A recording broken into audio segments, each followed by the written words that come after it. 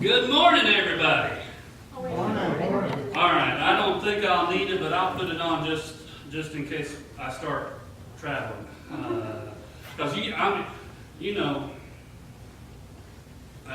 me get all this situated before I go. You guys all sitting in the back. I'm gonna have to walk back there to come see you. All right, so just know that if I start moving, I'm going to get back there, so that way I don't have to scream. But anyway, it's so good to be, and yeah, I'm going to make it very difficult for the videos. I'm just going to tell you that now. You just put it on wide screen, and I'll be in there and yonder. All right. So, but as we were just driving out, and we were just, just reminiscing. It's hard to believe.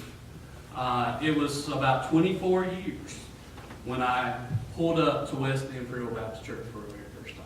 And that's hard to believe, and you guys were just, I won't say dumb enough, but crazy enough to let me work with your kids and be Mr. Matt, and I still take off my shoes when I do children's church, and a lot of lessons that I still, some 25 years later, I learned right here in this building. All right, and so yes, you did raise me. All right, and you did put on all the weight here. Christina did that. All right, but it is so good to be here with you this morning. I've been looking forward to this. The bad thing is I'm going to have to start putting out announcements now when we go into churches, because last week I was at a church in Illinois, and that week the pastor had a gallbladder attack and had to have emergency surgery. Now, Brother Ronnie's had a heart attack. And of course, it's been a while, but now I've got to put out there, if I come, watch out for your pastor, okay? Because you don't know what's going to happen when we ride and pull into town. But it is so good to see you. I'm going to do a lot more this evening about the ministry and what we've been doing, so please come back for that. At least I think that's the program and what we got for. But for those of you who said, hey, we haven't been around for 25 years and we don't know anything about this goofy guy that's here in front of you, let me introduce ourselves. I'm Matt Price from Belmont, North Carolina. And like I said, I was here for 5 years working with your kids and children's ministry. And if you go downstairs into the classroom, Miss Stacy's classroom now, if you look up, there's probably a few dents in the ceiling, because when I got excited and we were doing children's church, I would kind of bust through the floor because of the low ceiling down there. And so I don't know if they've had to change that or not since then, but if you did, I'm the reason why you had to do that, because I would just jump up and my head would be through the floor there. So, and then Christina and I got married 20 years ago in May. We just celebrated our 20th anniversary, and a little over 8 years ago, God blessed us with Madeline and Emily at the same time. And we have been working in France now for roughly over 13 years now, and still being goofy, working in children's ministry and youth ministry. God has kind of changed our format to go into international student ministry. I'll say a lot more about that this evening, but it's just been amazing to see how God has worked. I will just say this, that we have been working with the church in Nantes. Nantes, France, which is northwest corner of France, is a city of 600,000 people. And we have been there basically our entire time. And during that time, we have had students from over 40 different countries. And they've come to us, and we've given them a lot of frozen pizza, and just loved on them, and just our desires, obviously, to win those to the Lord that do not know Jesus, but then also for those that do know Jesus but have not really been discipled. It's just to love on them and disciple them, and then basically send them back home. And send them back to Uganda or Ghana or, I wish I could list them all, but just all around the world. And so our little church that we have been working at now has sent missionaries to really 40 different countries. And it didn't have to cost the mission anything, didn't cost our account anything. They didn't have to learn the language, they didn't have to learn the culture because it was theirs. And then they go home and say, hey, listen, let's do this. What we had in Nantes, let's go home and let's be involved in our church. And so we're so excited to see about that. Now, one thing that we're super excited about is that in our church in Nantes, we have finished our ministry there. And our goal was this last term is to work with the church and strengthen the church, and then basically help cross the finish line as far as missionary support for this church.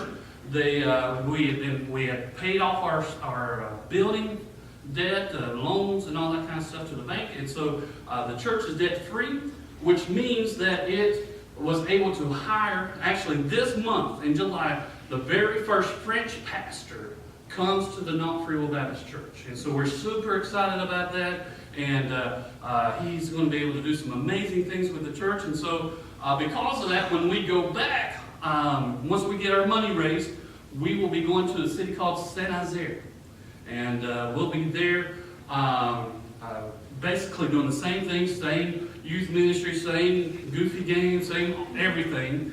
And so but just kind of change in church and change in locations. And so we're super excited about that. Again, I'm going to tell you a lot more about this evening. I've got some great stories, funny stories, goofy things that I've got myself stuck into. And so you'll want to hear about those, all right? So anyway, if you have your Bibles, I do want you to turn with me to Acts chapter 8. And my girls, as you're turning there, my girls did pass out prayer cards today, so please take these home with you. That way you can be praying for us. Also, I don't think they passed those out, but we have cards for France. And also one other thing that Christine's up here whispering to me is that I forgot to mention that we're all over Facebook, okay? So if you're on Facebook, you want to follow us, we have a public page where you can see usually mostly just pictures of the girls because Grandma and Grandpa's really want to see that. But also we have a private page where if, for instance, I'm going to do a Bible study with a Muslim student or a Buddhist student, I can just put that out there and say, hey, if you're catching this, please pray for this Bible study. We have a secret page. If you'd like to get in on that and find out more of what's happening for that, just contact us and check up with us after service, and that way we can you can be more informed. Okay, all that, and also we have our pledge cards as well. I think the girls passed those out mostly. If you would like to jump on board with us and partner with us in the ministry, I'm telling you, God's been doing some amazing things. Can't wait to share with you tonight about that. Basically, people are asking, when you get back, Matt? Well, we still have about $1,100 in monthly support that we have to raise, which seems enormous. But when we came home in September, we had to raise $5,000. That was our what it was going to take us to get back to France. And so God has been blessing. We've been having some amazing services. And but the thing that is holding me and us here is the financial part. So again, if you would like to partner with us, we can tell you how to do that, and it would be a blessing to us if you would pray for that. Before I do this, also let me just also say I bring you greetings from all kinds of people. Okay, I put on Facebook that if you're around the Springfield area, we're going to be at West End. I mean, just the whole group that kind of sat here said, please tell West End Church that we love them and just have such fond memories of our time here. And with Brother Ronnie and Miss Virginia, just tell them so. From that whole group that used to kind of sit right here, howdy, and they just, again, I don't know if you really understand the impact that your church had on a generation of college students. I honestly, I know you may not get the news, like, and I blame myself for that because I'm part of that group, maybe as you should, but out of that whole group that you loved on and you fed a lot. I mean, you've got missionaries, you've got pastors, you've got people in all phases of ministry. And we can all trace that time back to this building and this family here. That was our family for some of us 1 year, some of us who love Bible college so much we crammed 4 years into 5. And so, anyway, all that to say, thank you for your role and support in ministries that are going on all over the world today. All right, enough of me jabbering. Let's look to Acts chapter 8. I'm going to be reading from verse 26, and it says, And the angel of the Lord spake unto Philip, saying, Arise and go toward the south, unto the way that goeth down from Jerusalem unto Gaza, which is desert. And he arose and went, and behold, a man of Ethiopia, a eunuch of great authority under Candace, queen of the Ethiopians, who had the charge of all her treasure, had come to Jerusalem to worship. And he was returning and sitting in the chariot reading Isaiah the prophet, and the Spirit said unto Philip, Go near and join thyself to the chariot. And Philip ran thither to him and heard him read the prophet Isaiah, and he said, Understandest thou what thou readest? And he said, How can I? Except some man should guide me. And he desired Philip that he would come up and sit with him.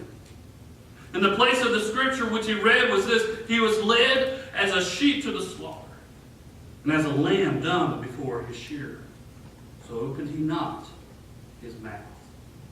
In his humiliation his judgment was taken away, and who shall declare his generation? For his life is taken from the earth. And the eunuch answered Philip and said, I pray thee, of whom speaketh the prophet this?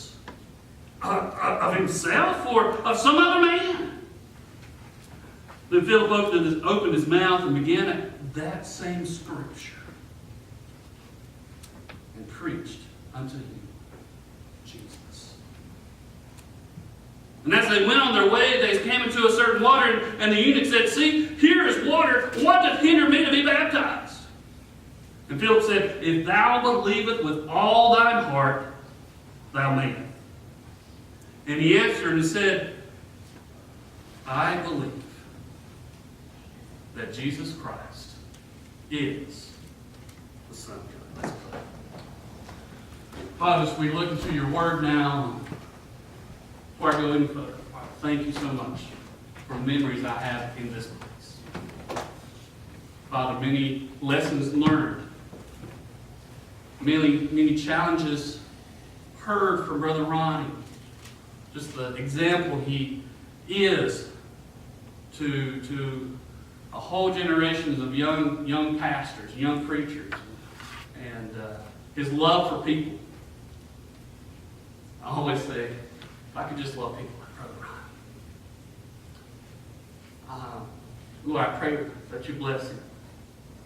Pray that, thank you for watching over him in this, the difficult times of heart attack and everything. And Lord, just thank you for this church that just loved on him and has been there for him during these difficult days. And I pray that you continue to bless them. And Father, as we look into your word now, Father, I just want you to be heard. I don't want my words to be heard. I want us to hear from you. And we just thank you for what you are going to do and what you are continuing to do in this place. In Jesus' name I pray. Amen. Usually I say this, and I just thought about this a little while ago. I said, what greater place for me to do children's church than in the place where it all started. All right? And what I mean by that is like, I am a children's church pastor. All right? I'm a kids pastor. I do goofy things. I say silly things. I'm weird. And I tell this to other churches, but if you've been around 25 years, you know that is who I am. All right? And so today I want us to kind of look at this scripture through the lens of how I would kind of present it to a bunch of kids. And some of you still act like a bunch of kids, so I know that's not going to be a stretch for some of you. But anyway, let's just go back into this point, to the story. Here we are. This guy from Ethiopia is really the end of the world as we know it, and he's been hearing the rumors. The God of Israel. The God of Israel. There is this God of Israel that the nations had been hearing about. They had been hearing about how this man and his family walked into Egypt, and he was there for a long time, and then after many years, God led them out, and now they're not just a family, but it is a nation. They had heard the rumors. There's the one God of Israel. He is the true and the living God. They had heard the rumors of how this God had led them out and into the promised land, and he had won many, many victories as long as his people had obeyed him. They would win the victories of the Lord. And those rumors were getting spread to the nations.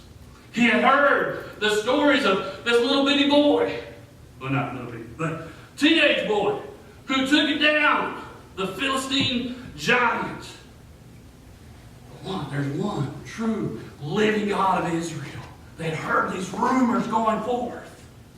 And now we're seeing the fulfillment of the Abrahamic covenant, which meant when God looked at Abraham and said, listen, I'm going to bless them that bless you. I'm going to curse them that curse you. And from you, all the nations, all the families will be blessed. And we're seeing the fulfillment, because now at the end of the world, the nations are hearing about the one true living God. So much that the eunuch says, listen, I'm looking around my life. When I pray to my idols, they don't answer my prayers. When I go out and I do something, it's all me. My God does not help me. But there must be something to this God of Israel. I want to know about it. And so I imagine, like if I were to tell at least part of you today that you're going to Disneyland tomorrow. Woo! I mean, you start packing and you're getting all this kind of stuff. And, getting all your suitcases ready. And just everything's ready. Because, going to Disneyland, I'm going to go see Mickey. I'm going to go eat a $15,000 hamburger and just all that kind of stuff. I'm going to wait in line for 5 hours for a 30-minute ride and all that kind of stuff. Woo! I'm so excited. And I think that's kind of what the eunuch was like. After he got the approval by the king to go, sure enough, he loaded his donkeys, he made a checklist, and he's checking everything off. And, all right, tomorrow's the big day. I can't wait and get excited. Now, it took me about an hour and 20 minutes to get to church today, okay? It wouldn't have happened, it had been a little bit shorter, but somebody had a fire in their car on the way here, and the good fire department, they stopped, put out the fire, and let the people inside the road, and they kept on going to the next place. I don't know, but anyway, all that to say is, I didn't pack a picnic this morning to come to church. I didn't pack a suitcase to come. I just got my car and came, but that's not how these folks at this time lived. You packed for a journey of months, possibly even weeks to go. And so he had everything ready. He made all this checklist and checked them off, and he's ready to go. And now he's on his trip, and he's so excited. And whew, there it is. He sees the walls of Jerusalem. Imagine the excitement is building. There it is. That's what I've heard about. That's what I'm so excited about. And he's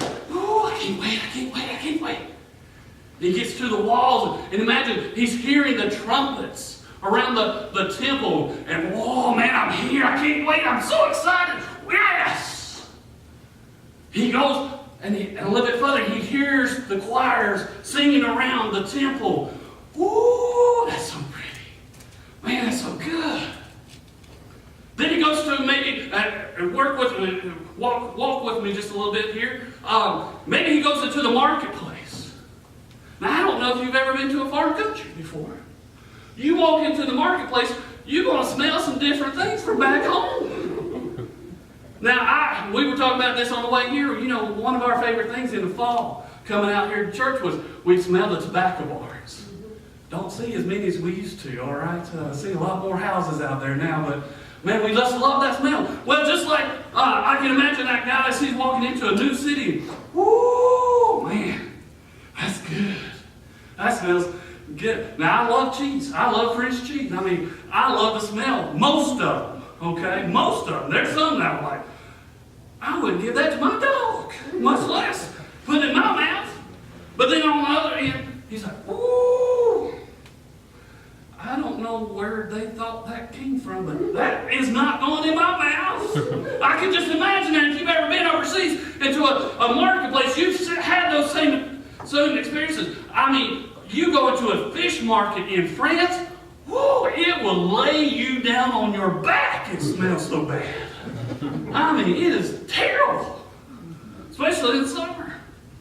But I can just imagine this guy. He's going in, he's just buying things and trying to do different things. But then he goes to, let's imagine he goes to try to buy something. I'm sorry, you don't have the right money. Well, we don't exchange money for outsiders. We don't really do a lot for people that don't live like we live. Well, maybe he goes down to the hotel and tries to book a room. I'm sorry, but we're full. We're not renting rooms to outsiders today. Now, how can you read that? How can you understand that? Well, I do think that people haven't changed that much in 2,000 years. The things that we're facing today are the same things that people faced 2,000 years ago. I know what? I'll go down to the temple. Surely there at the temple, I'll find somebody that will teach me about this God of Israel. Not knowing the Old Testament, if you were a foreigner, if you were a eunuch, you weren't allowed in the doors. You couldn't worship. So, door after door after door. No, being shunned in front of his face. Go home. You're not wanted here. You're not welcome here. Just go back to where you came from. Even at the temple. This guy's a little hard-headed, though. I like him. You can't be a missionary, you're not hard-headed. All right, I'll just tell you that plain and simple. He said, I'm going to go find some scripture. So he goes down to a local Walmart, or whatever's the equivalent of Walmart, and he lays down a huge bag of money. Because he says, you know what, this is so important to me. I don't care what it costs. I want to know about this God of Israel. Well, he just happens to buy Isaiah. I don't know about you, but if you have no biblical training and know none of the history of Isaiah, and you just start reading the scrolls, guess what? You're going to be as lost as he is. You're not going to understand one word as it's talking about the suffering servant and the one who's the Prince of Peace. And I can just imagine him on that chariot and he's rolling along the desert. He's just reading this. I don't understand. Maybe for this God of Israel, there's not a place for the outsider, for the one that doesn't fit. for the non-Jew. Maybe that's the case. But just then, a little preacher boy rolls up. Hey! How's it going? Whoa! Slow down! Now, I'll be honest with you. I'm glad it was Philip that had to go chase the chariots.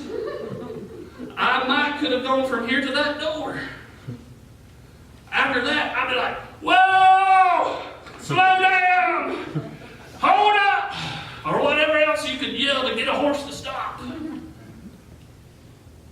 Let's review that conversation. What did he say? Hey, do you understand what you're reading? What did the eunuch say? How can I? Unless someone explains it to me. He said, hey, can I? And just right there, I can just imagine, because when the person opens the door like that, I've seen that smile on Brother Ronnie's face, all right? When somebody, and he's in the house, and can somebody explain to me? Brother Ronnie says, I think I can, all right? I've seen that smile on that man's face. And I think Philip had the same smile. Hey, let me tell you, I heard from his mama. He was virgin born. And if anybody should know, it was her.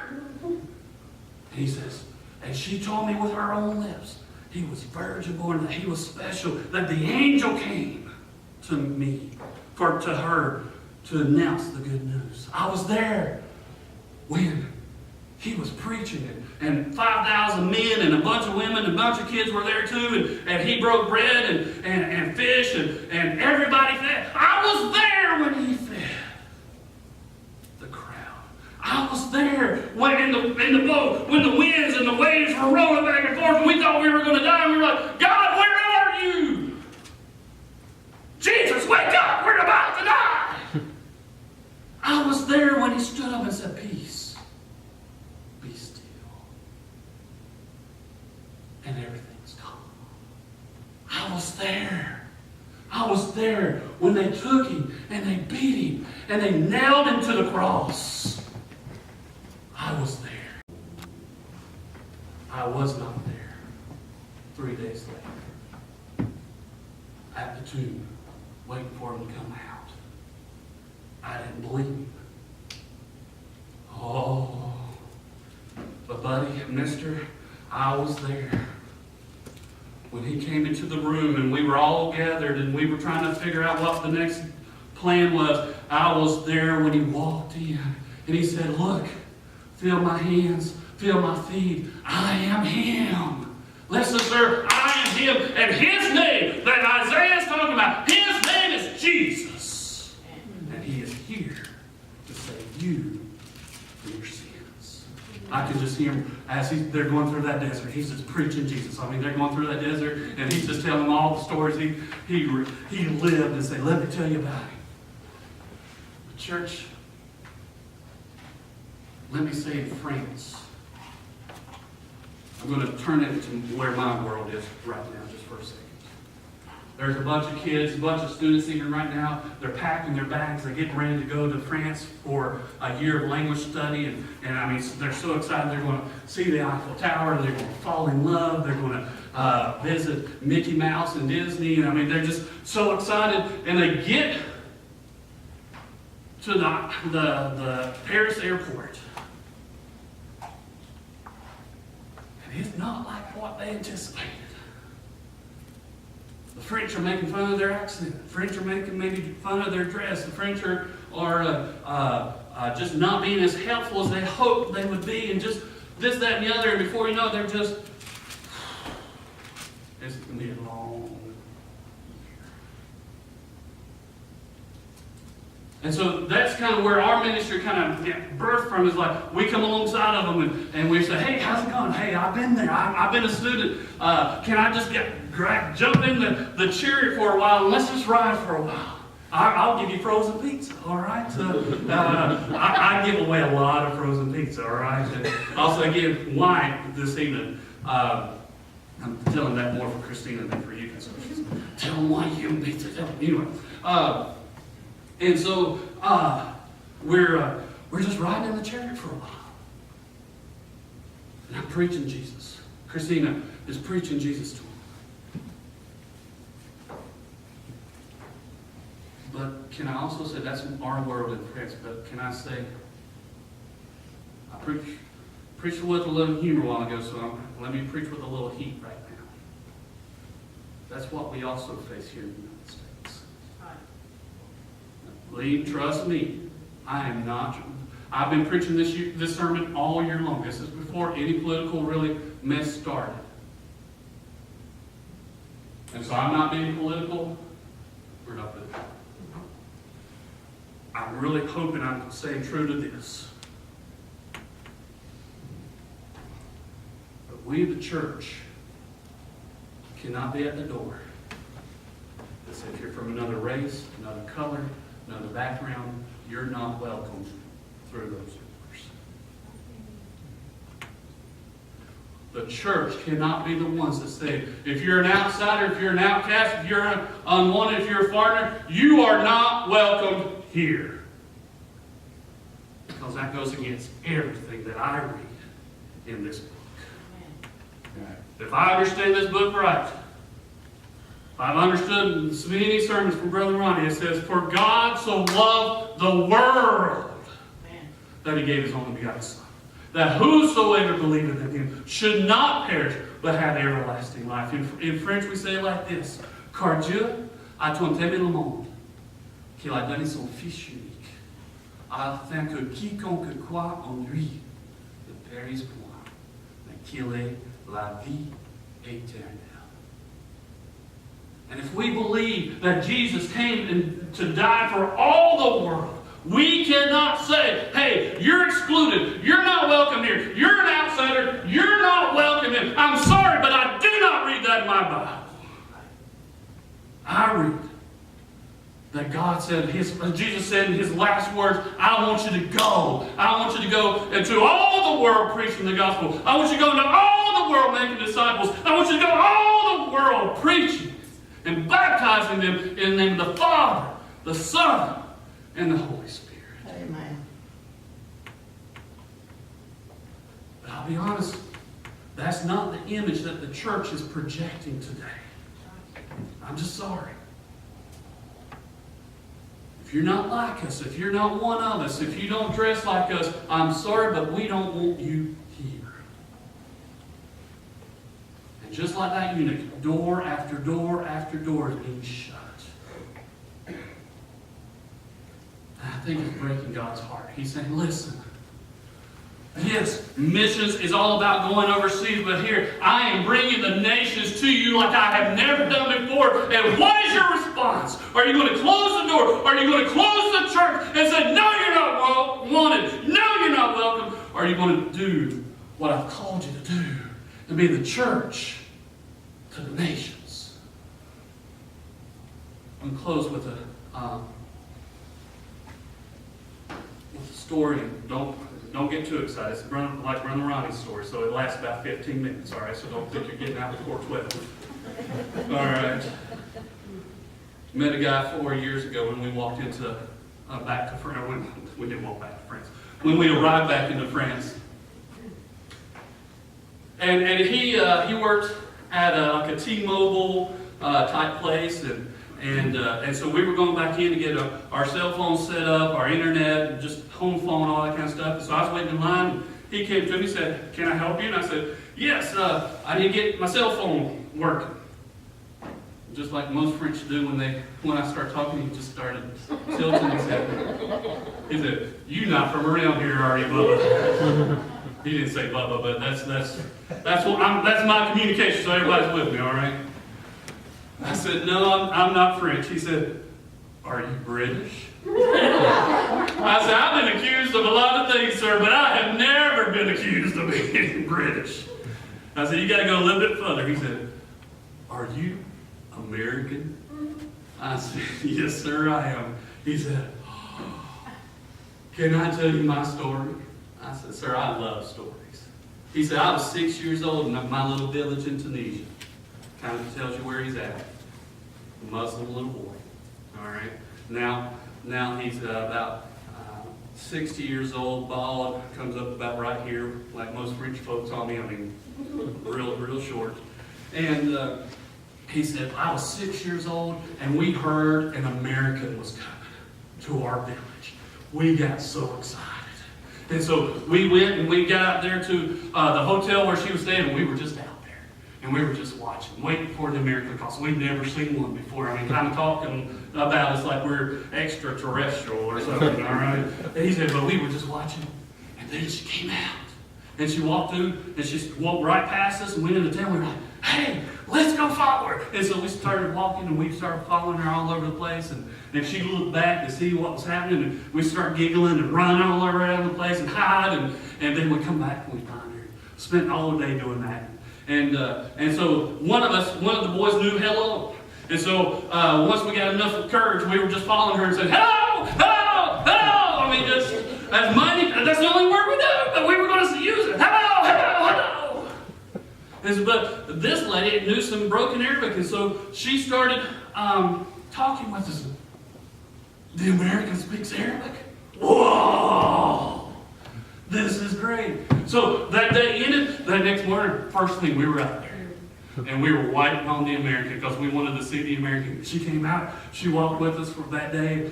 I mean, he said, Matt, or Mr. Price, every day was like that.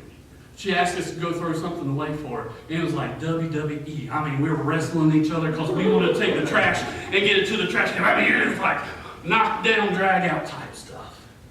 2 weeks like that. Some of the other guys had kind of dropped off and went to other things, but not me. I was right there. Every morning, waiting on the American. 2 weeks passed like that. Then she comes to me after the 2 weeks are over, said, Khaled, I've got something for you. She looks in her purse. She pulls out a mechanical pencil. You know, the little pencils you push down the end and the lead comes out. And she handed it to me. Khaled said, Mr. Price, one of these days I hope you will come to my house. It will be my honor if you come to my house. If you come to my house, I'm going to take you to my office. If you go to my office, you're going to see my desk right here on one side of my computer, but on my desk you're going to see that mechanical pencil in pristine shape. I rarely use it. And you're the first American I've met since that day. I was like, Lord, don't let me mess this up. 50 years of stress just came right on. Now, in France, the customer is always wrong. Okay? I mean, there's no customer service, all right? Khaled was calling me, Mr. Price, hey, can I call you Matt now? Matt, how's the phone working? How's your wife's service? Is she happy with her phone? I mean, just going overboard, really, with service. He's like, hey, could you come back in to the service and we just talk? Well, we'll talk about have some tea or something. And I was like, okay, yeah, next time I'm around. And so I started popping in. And you know what? Our conversations revolved around what's the difference between Christianity and Islam? Can I tell you, Matt, how sickening it is to see what people are doing in the name of my religion? I'm just sick of it. What's the difference between a priest and a pastor? And he was inviting me up in that chariot. And we were just going through town. And I was preaching Jesus. Now 4 years have passed. And I'm going in as much as I can to go see Khaled. But 4 years have passed, and it's time for us to come back to the States. So I've got our box, our internet box, and contracts and everything to turn back in. And he looks up. He said, Matt, you're leaving? I said, Khaled, don't worry. Just for about a year or so, I'm going to go see family, I'm going to see friends, and then I'll be back. He said, Matt, France needs you. Now let me put a little parentheses there. If you've ever watched a movie with a French person in it, you've seen them kiss. Not the French kiss. I know where some of you are going, all right? Not that kind of kissing, all right? It's the air kiss. You get the cheek and go, all right? Now, where we're at in northwestern France, we do 4 kisses, all right? We start with this cheek. So we go, All right, ladies, you kiss everybody.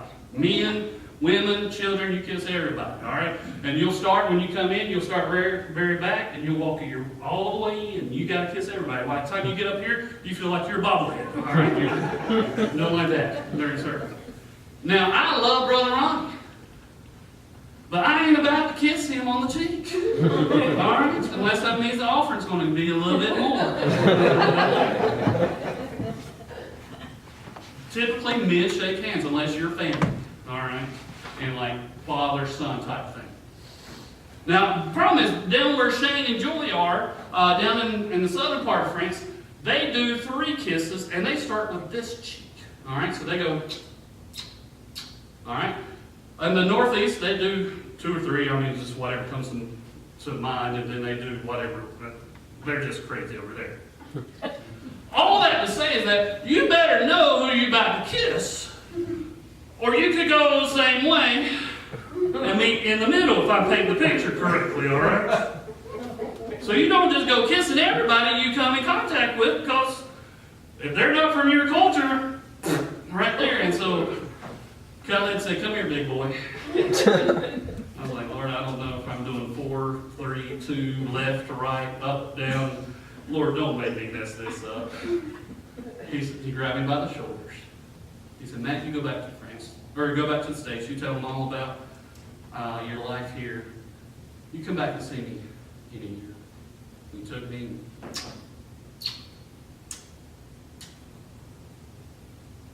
What he's saying is that, hey, Matt, you're much more than a client. You're much more than a friend. You're family. Where am I going with this story? Did all of this come because of my great people skills? No. Is it just because I'm the goofiest guy in the world? That could be a little bit, but no, it didn't start with that. That whole relationship happened because of a lady looking at a boy that was from a different race, a different religion, a different tongue, and said, "You know what? I want that boy to know he is important." I don't know if it was a missionary. I don't know if she was a Christian, but I know the message was left. You are valuable in my eyes. Church, when's the last time you gave somebody a mechanical pencil? When's the last time you just looked at somebody and said, "I want that person to know he is valuable, he is important, and because I'm a Christian, that he is loved by God." And I don't even care if he is white, middle class, American. When's the last time you gave somebody a mechanical pencil? Just said, "You are important." I'm telling you, church, I was amazed to see the growth in Springfield. And as we were coming down 49, just different things have been in 25 years. But I'm telling you, the nations are here among you as well. I know that without a doubt. When's the last time you gave somebody that's different from you a mechanical pencil? And said, "You are important. You are loved. You are special in the eyes of God. And if you're special in the eyes of God, that better mean you're special to me as well." I'm going to ask you to bow your heads, close your eyes, just for a moment. I'm going to have a real simple altar call this morning. I'm going to actually do an altar call, but you're going to stay in your seats. How about that? I'm going to go easy on you.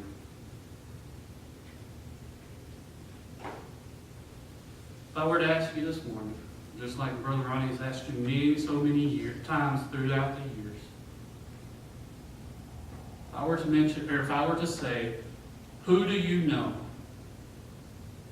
that does not know the Lord? What face comes to mind? In your world, where God has placed you, what face comes to mind when I say that or ask that question? Who do you know personally that does not know the Lord?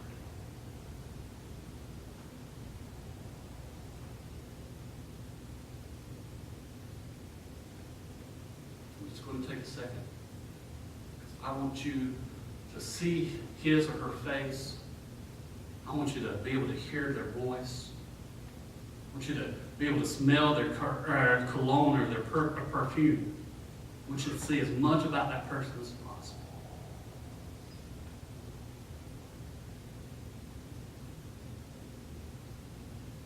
Now, think with me. If we believe the Bible is true, and I do,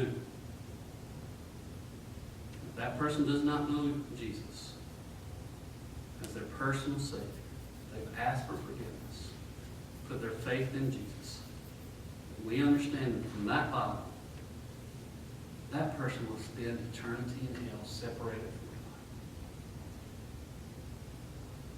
The person that you're seeing right now in your mind.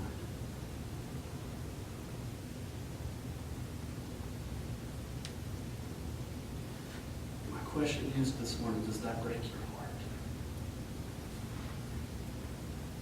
And I'm telling you, I know without a shadow of a doubt, it breaks the heart of